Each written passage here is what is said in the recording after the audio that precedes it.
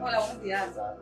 Mira, pues venimos del Ayuntamiento de Almáciga porque se está realizando una serie de asistencias técnicas a los comercios y los ciudadanos con la intención de ayudaros, nosotros como expertos, ayudaros en reducir los consumos de la energía, del gas y demás. También para que tengáis mejores condiciones y así entre todos pues, que luchemos a reducir las emisiones de CO2 que al final son las causantes del cambio climático.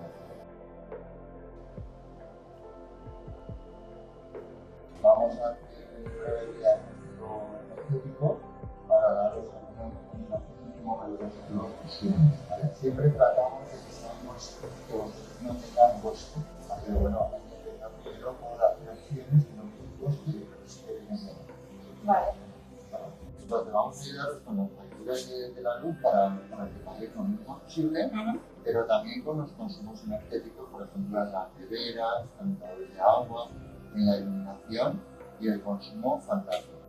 ¿Qué te parece esta acción por parte del Ayuntamiento? ¿Crees que puede ser favorable para vos? Sí, claro que puede ser favorable, pero al final tota pedra fa pared, ¿no? Que se dice, ¿sabes? Pues, si esto nos ayuda a ahorrarnos un poco, pues nos viene genial a todos y más después de la crisis que estamos pasando.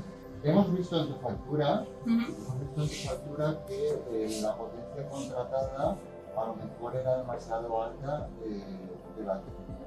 Sí. ¿Qué te ha parecido la atención o el servicio de poder tener esa información para que tú lo decidas? Pues muy importante porque realmente hemos visto que la valoración de los últimos 3 años, realmente yo tengo una potencia contratada de 4,4 y el consumo real era simplemente de 1,3 y cuando llega a 1,4.